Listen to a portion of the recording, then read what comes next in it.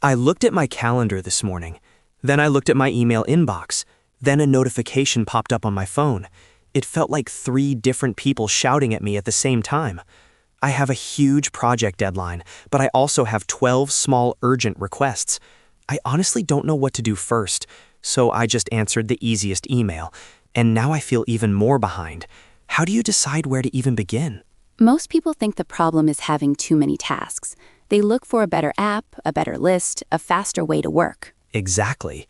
I need to be more efficient. That sounds logical, but the problem isn't the number of tasks. It's the lack of a clear filter. We treat every task, every email, every notification as if it has the same weight. But they feel like they do. My boss's email feels just as urgent as the big project deadline. A client's phone call feels as important as planning for next month. The feeling is real. The equality is not. We often confuse what is loud with what is important. The phone rings, so it feels urgent. An email is marked with a red flag, so it feels urgent. Okay, so some things are just louder than others. I get that, but they still need to be done. Yes, but when and by whom? The mistake is thinking that every task that enters your world belongs to you, right now. Imagine 2 simple questions you can ask of any task.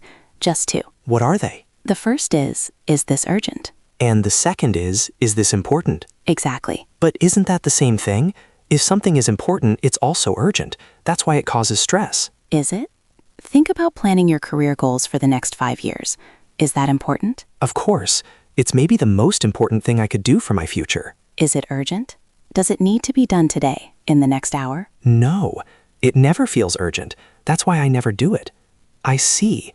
They are different things. They are completely different measurements. Urgency is about time. It's external. It presses on you. Importance is about value. It's internal. It comes from your own goals. Many things that are truly crucial for your success have 0 urgency. So my big project is both urgent and important. The deadline is this Friday. Yes. What about the phone call from a client asking a simple question? That feels urgent because they are waiting, and it feels important because they're a client. Is the question itself important to your main project? Will answering it help you meet your big deadline? No, not at all. It's a completely separate topic. So it's urgent, but perhaps not as important as you first thought. This is the filter. We can separate every task by these 2 questions. Let's imagine 4 empty boxes. Okay. On the top, we can write urgent and not urgent. On the side, important and not important. Now, every single task you have can be placed into one of those 4 boxes. So the big project, it's urgent and important. It goes in the top left box. Yes. The tasks in that box are the things you must do now. They are your clear, immediate priority. There should be very few things in this box. In a perfect world, yes. But my box feels very full. Let's look at another box. What about those career goals we talked about? Important, but not urgent. Right. So that goes in the important, not urgent box? What do I do with those tasks? They're the ones that always get forgotten. This is the box for leaders. This is where real progress happens. This is strategy, planning, learning, building relationships. Because they are not urgent, they require discipline. You don't do them, you schedule them. You mean literally put them in my calendar, like an appointment? Exactly. You give them a time to live. Friday at 2 p.m., I will work on my career plan. This protects importance from the constant attack of urgency. If you don't schedule what's important, you will spend your entire life in the urgent box. You essentially have to postpone other things to make time for what truly matters. Okay, I like that. I'm protecting my future self from my present self. Do now and schedule. That covers 2 boxes. What about the other 2? What about that client phone call? It was urgent, but we said it wasn't really important. This is the box that traps most professionals, the urgent, not important box. It feels productive. You answer the email, you take the call, you attend the meeting that you didn't need to be in. You get a little hit of satisfaction. I did something. Yes, that's exactly what I did this morning. I answered the easy email. It felt good for 10 minutes. But did it move you closer to your big project deadline? No, it moved me further away. So what's the rule for this box? The rule is simple but difficult. You must try to delegate these tasks. Give them to someone else? Or automate them, or find a way to simplify the process. Your goal is to get these tasks out of your personal workflow because they are noise. They steal your focus from the truly important work. Answering that client's question, could someone else on your team have handled it? Yes, probably. I just felt like I had to do it myself. A common feeling. But being a leader isn't about doing everything yourself. It's about making sure the right things get done by the right people. Okay, so we have do, schedule, and delegate. There's one box left. Not urgent, not important. What goes in there? This is the easiest box to understand, but the hardest to admit. This is the box of distraction. Mindlessly checking social media, reading newsletters you subscribed to years ago, that email chain with 20 people on it that doesn't affect your work. It sounds like most of the internet. It can be. These tasks are often trivial, but they are comfortable. They are a way to escape the pressure of the other boxes. So the rule for this box is delete, eliminate, unsubscribe, say no. This is the box of things you should simply stop doing. Every minute you spend here is a minute stolen from what is truly important. Do, schedule, delegate, delete. Okay, it makes sense.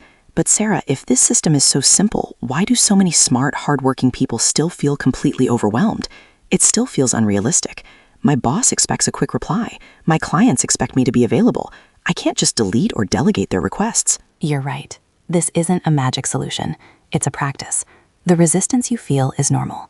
People fail not because the system is wrong, but because they are afraid of the decisions it forces them to make. What do you mean? Saying no is difficult. Delegating feels like losing control. Scheduling strategic work feels less productive than answering 10 emails. We are addicted to the feeling of being busy. This system forces you to choose being effective over being busy, and that can be uncomfortable. So the problem isn't the boxes, it's the courage to actually use them. Exactly. It's the courage to ask, is this truly important, or does it just feel urgent? It's having the discipline to protect your schedule box from your do box. Many people know the theory, but they don't apply it. They let other people's priorities fill all 4 of their boxes. Other people's priorities. That's what my inbox is. A list of things other people want from me. And this is your shield. It's a way to take back control. The 2 lines, the one for urgency and the one for importance, are not just categories. Together, they create a single criterion for making decisions. A criterion. A standard. So for every new email, every new request, I just ask, which box does this belong in? Precisely. You don't just add it to a long list. You judge it first. You decide its fate right at the beginning. Does this require my immediate action? Can I schedule it for later? Can someone else do it? Or should it be ignored completely? It's not a to-do list. It's a decision map. It doesn't tell me what to do. It tells me where to put my attention. And attention is your most valuable resource. More than time, more than money. This method is just a tool to help you invest your attention in the right place. So if a task is crucial and the deadline is near, I do it now. If it's crucial but has no deadline, I postpone it by scheduling it, protecting that time. Perfect.